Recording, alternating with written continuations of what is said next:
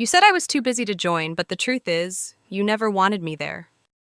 You made sure I couldn't go. For years, I believed the lies. Family trips I only heard about afterward, dinners planned on nights I worked late.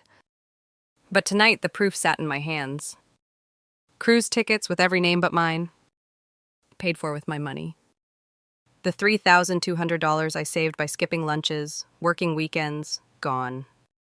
While you sailed through Key West, I was left behind once again. This time, something shifted. I didn't scream. I didn't beg. I laid the receipts on the table, picked up my bag, and walked out. And for the first time in 32 years, I didn't turn back.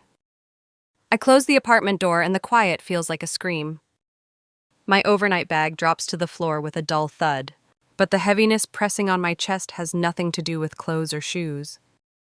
It is the weight of tonight, the weight of the truth that can never be unlearned. The tickets, the brochures, the receipts that told me in plain print what my family has never had the courage to admit out loud. For a long moment, I just stand there in the silence, my hand still resting on the doorknob, my pulse pounding in my ears.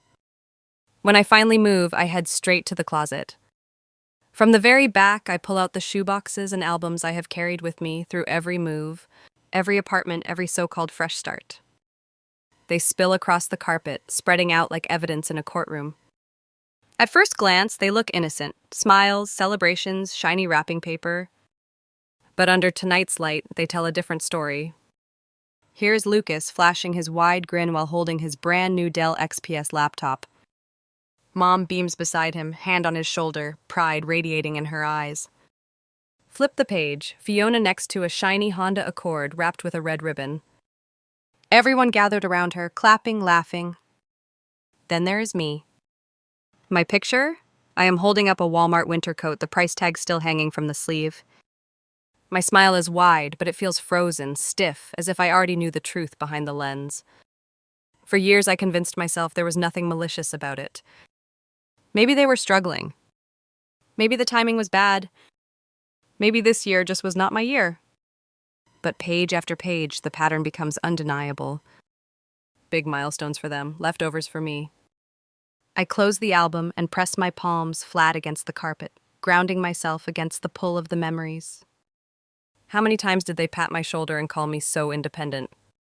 How many times did they soothe their guilt with, "You will understand someday"? Crater Lake, 8th grade. I begged to go on the science trip, desperate to join my classmates. $400 was too much right now. I cried at the kitchen table until my chest hurt, but Dad only shook his head.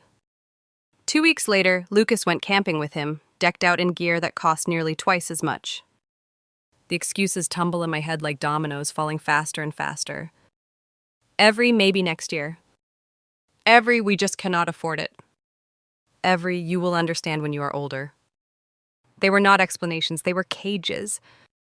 And then tonight, at their kitchen counter, the last wall fell. A manila folder, carelessly left where I could not miss it. Inside, the truth written clear and sharp, cruise tickets to Key West. Edward, Margaret, Fiona, Lucas. Every name but mine. The cruelest part, it was my money. $3,200 I wired to cover Dad's hospital bills.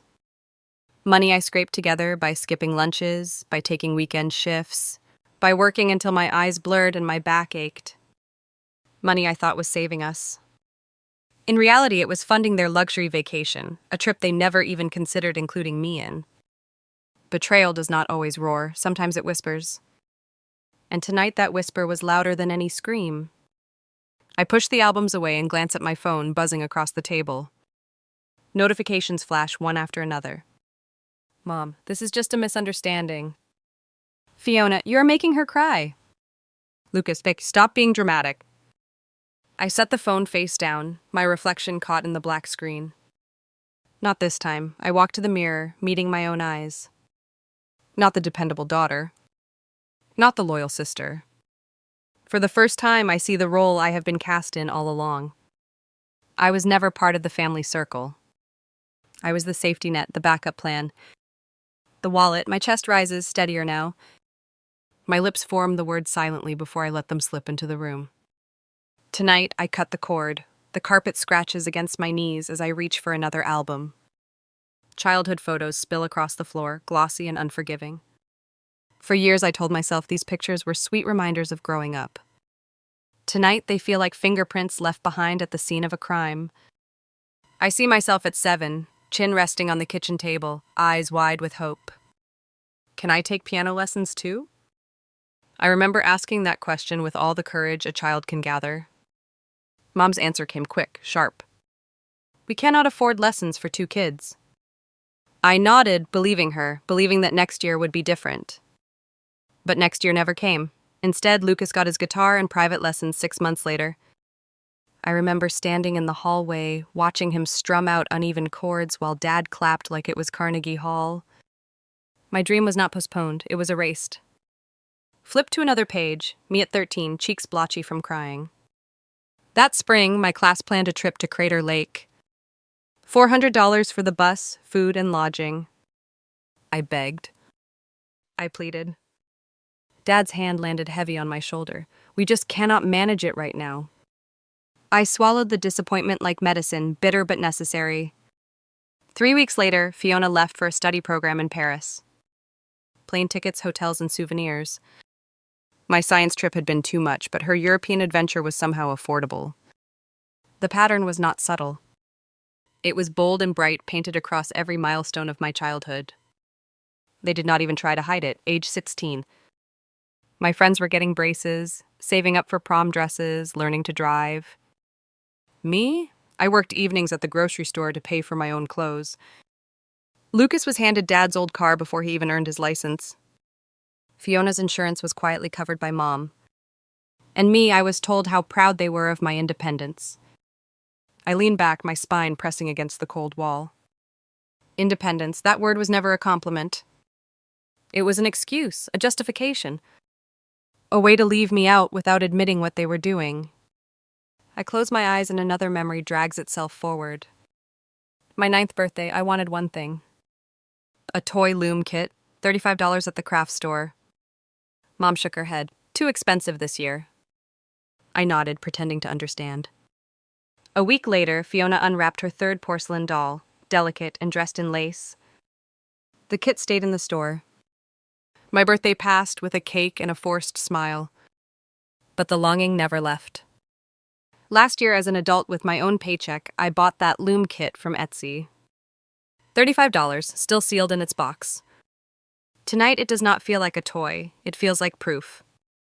I pick up the kit from the shelf and hold it in my lap. The cardboard edges dig into my skin, solid and undeniable. It whispers the truth no one else would say. It was never about money.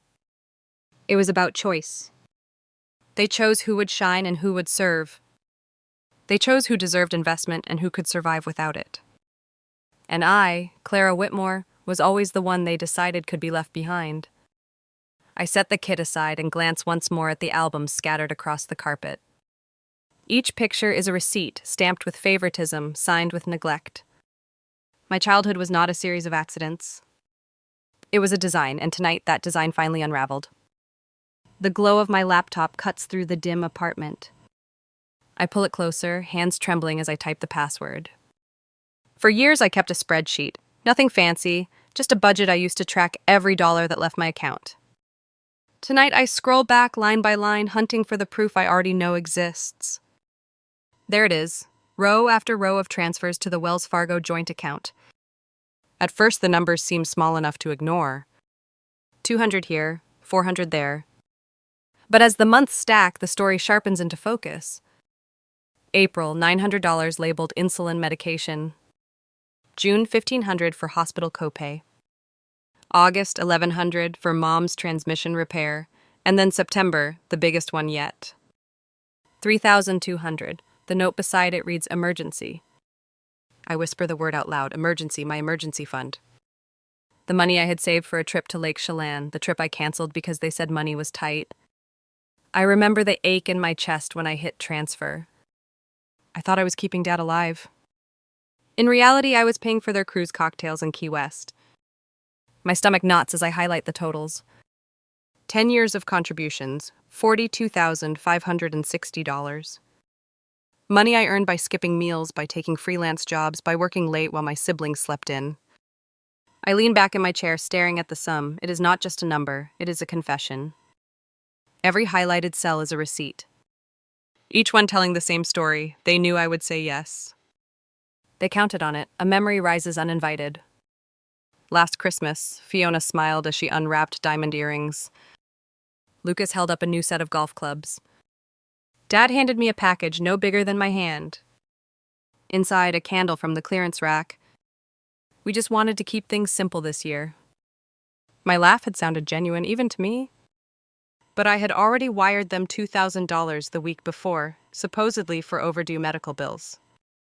I close my eyes, and the hypocrisy burns hotter than any flame. I scroll further down, noticing something else. 17 withdrawals in the past year alone. None of them made by me, gas stations, clothing stores. A resort in Florida. I snap a screenshot and drop it into a folder labeled Family Receipts.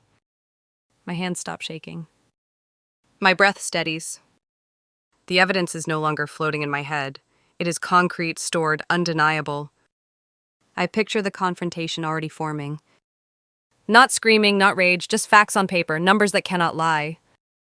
I glance around my apartment. The walls are bare, the furniture modest. My silver bracelet, the one thing I bought for myself this year, glints under the lamp. It feels heavier now, almost defiant. I whisper again, this time steadier. I did not just pay their bills, I paid for their vacations. The spreadsheet stares back at me, glowing blue and white. Proof of a lifetime of imbalance compressed into rows and columns. I hit save and close the file, but the truth lingers. For years I thought independence was strength. Tonight I see it for what it really was, their excuse. My cage, and the lock has finally snapped. The next morning my phone will not stop buzzing. Calls, voicemails. Messages stacked one on top of another. I scroll through the screen, every notification a reminder of the storm brewing on the other end. Mom, Clara, sweetheart, this is just a misunderstanding. Fiona, you are making Mom cry. Lucas, stop being dramatic. We always include you. I let the words roll past my eyes without sinking in. For years, those phrases were hooks dragging me back. Today they feel like chains I finally recognize and refuse to wear. I tap block and the screen goes quiet, but not for long. A new number pops up minutes later. Then another, somehow they keep finding me. When I walk into Verizon Wireless that afternoon, the clerk barely looks up before asking, harassment or just a fresh start? Both, I answer. 30 minutes later, I leave with a new number, my contacts transferred, the old line severed. For the first time in years, my phone feels like it belongs to me. But even fresh numbers cannot protect me from betrayal inside the family. By evening, another call lights the screen. This one from an aunt I hardly speak to. My pulse stutters. Someone leaked the number already.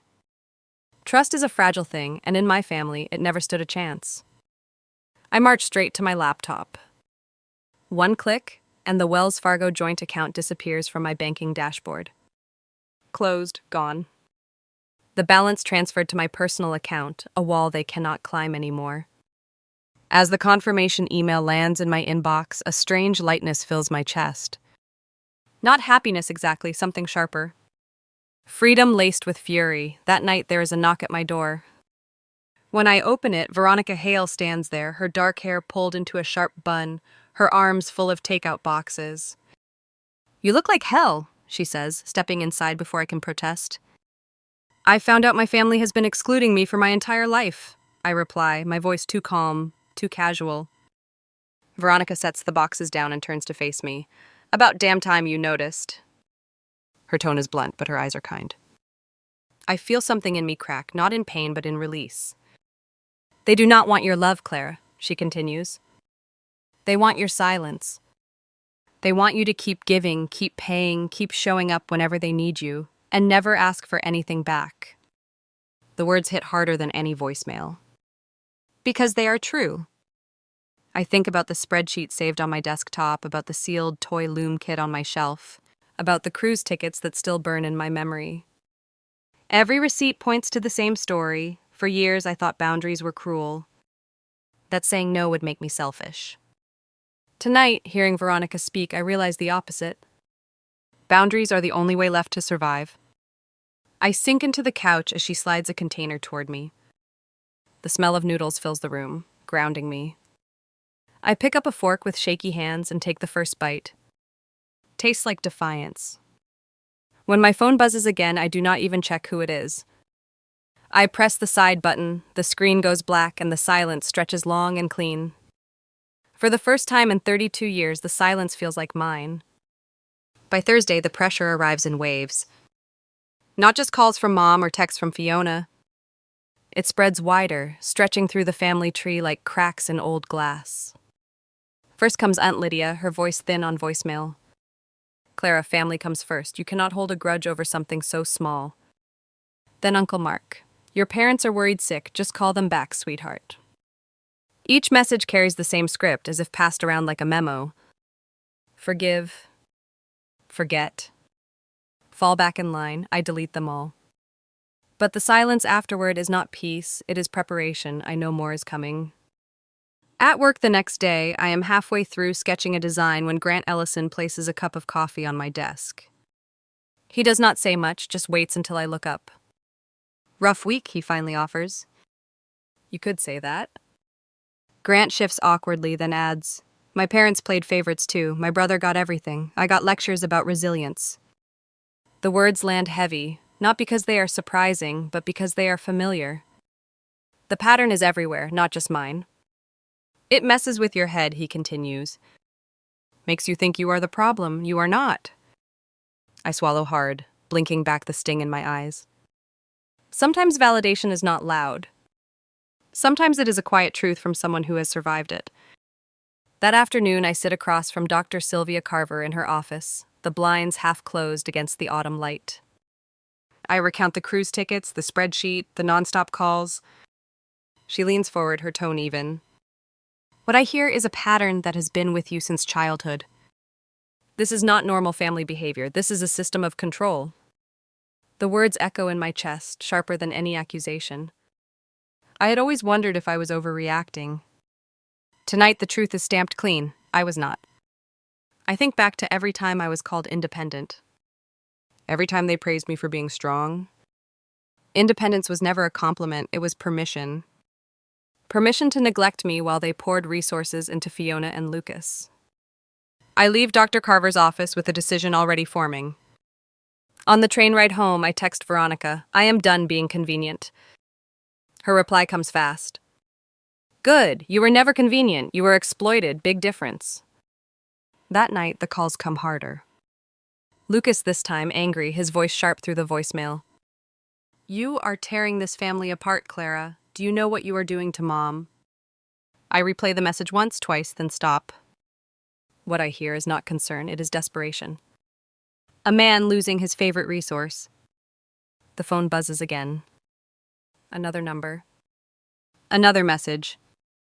Each one carries the same demand, return, obey, comply. I put the phone down and glance at the sealed loom kit on my shelf. Its cardboard edges stare back at me, solid and unyielding.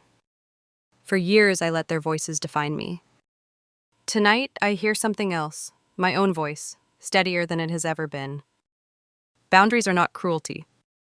They are survival. I switch the phone to silent and let the apartment fill with stillness.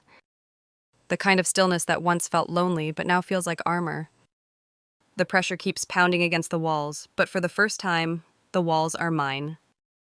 The invitation arrives 3 days later, slipped under my apartment door in an envelope I do not need to open to recognize. Mom's handwriting loops across the front.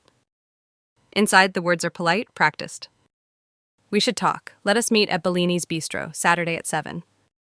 For a moment, I almost laugh.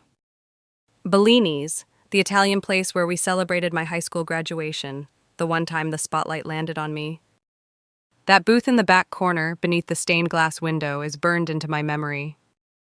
They want to rewrite history by staging a reunion in the same place. I turn the card over in my hands. My instinct screams to throw it away. But another part of me, the part that has been building receipts and saving proof, knows this is the moment I have been waiting for. The confrontation cannot happen through voicemails. It needs to be face-to-face, public, clear.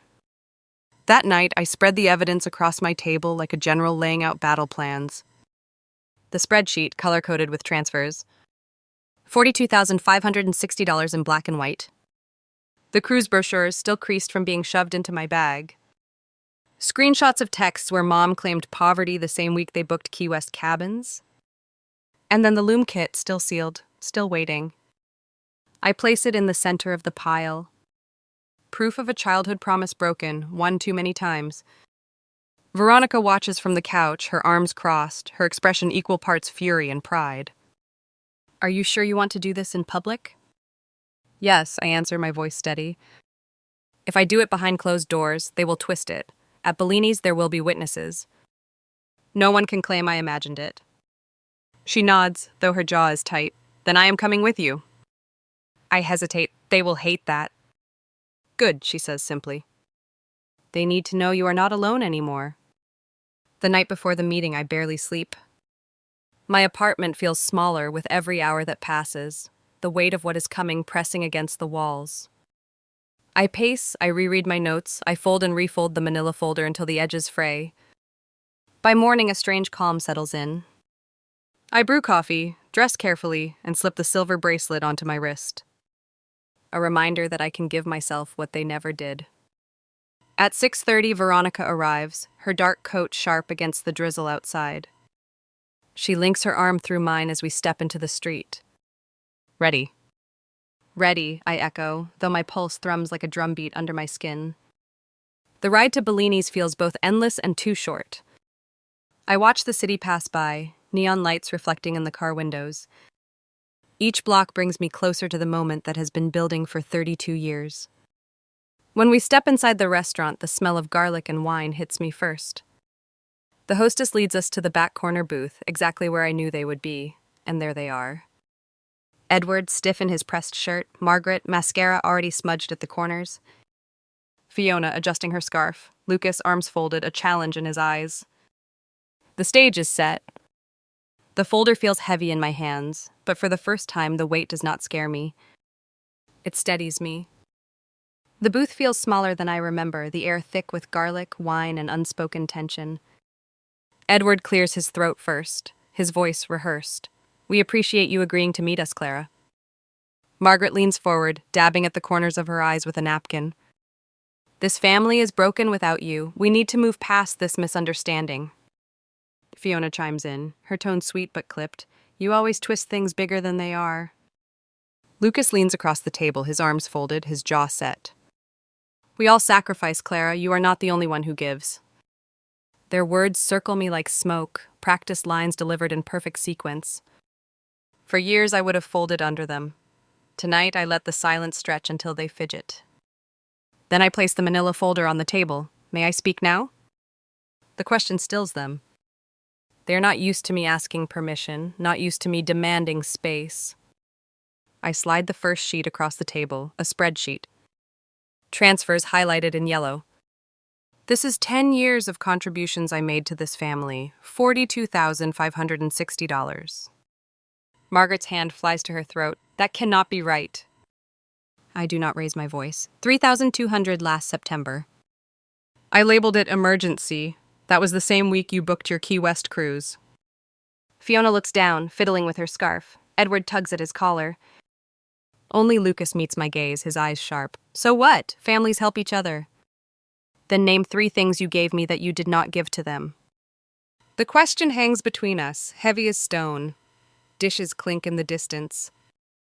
A waiter hesitates nearby, sensing the tension but unsure if he should approach. Edward opens his mouth, closes it. Margaret stares at the spreadsheet, her lips trembling but no words coming out. Fiona's eyes dart from her plate to her hands, anywhere but me. For once, Lucas has no smirk, only silence. I reach for the next page in the folder. A timeline handwritten covering 15 years of family events. Vacations, birthdays, holidays. Yellow highlighter streaks through nearly half the dates, each one a time I was excluded. Disneyland. You told me to stay home and water the plants. Crater Lake.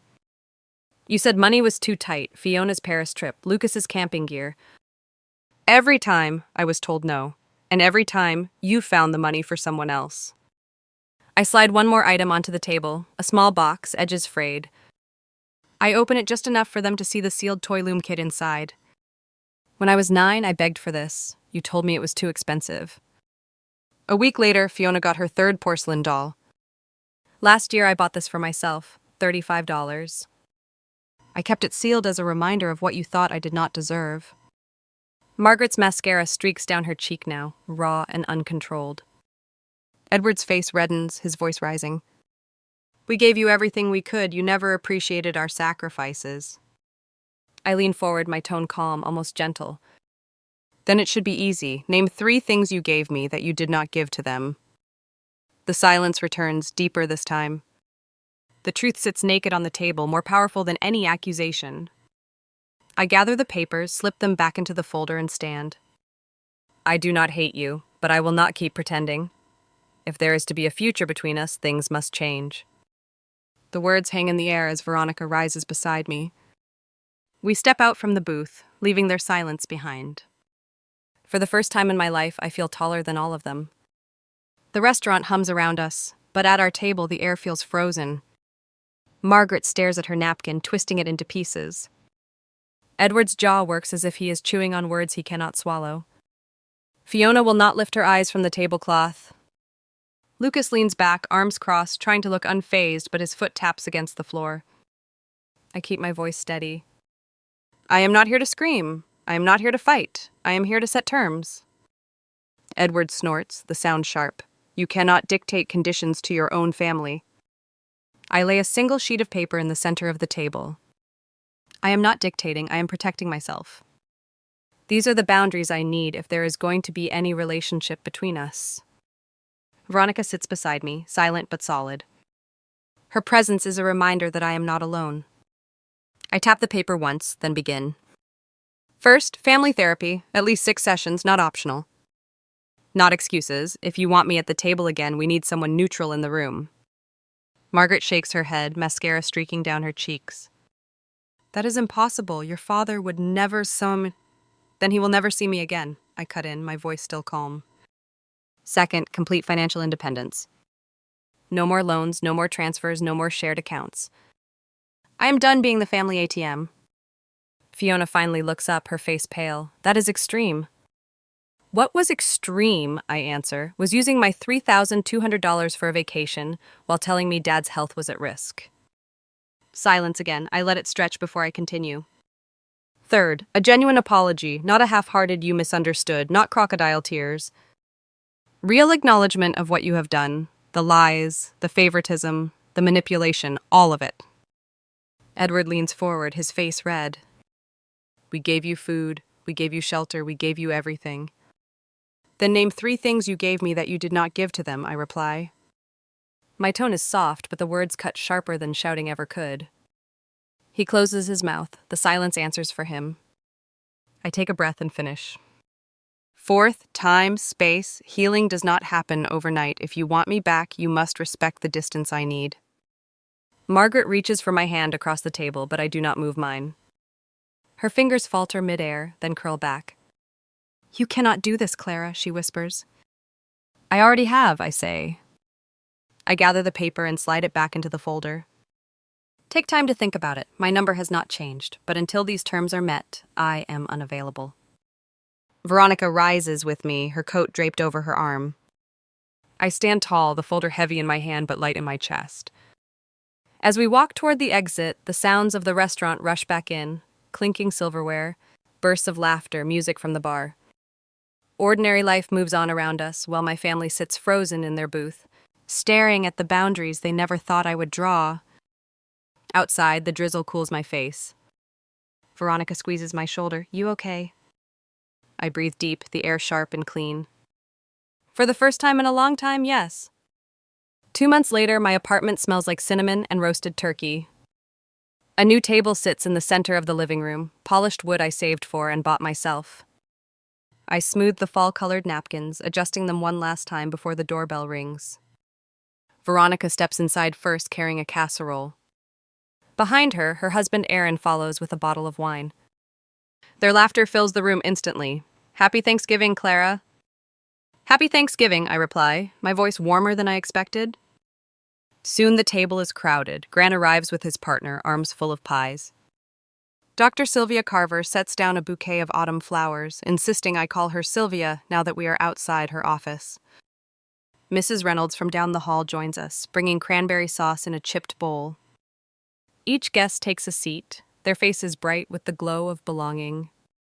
For years, my holidays were silent obligations, smiles that never reached my eyes. Tonight, the room hums with something different, choice.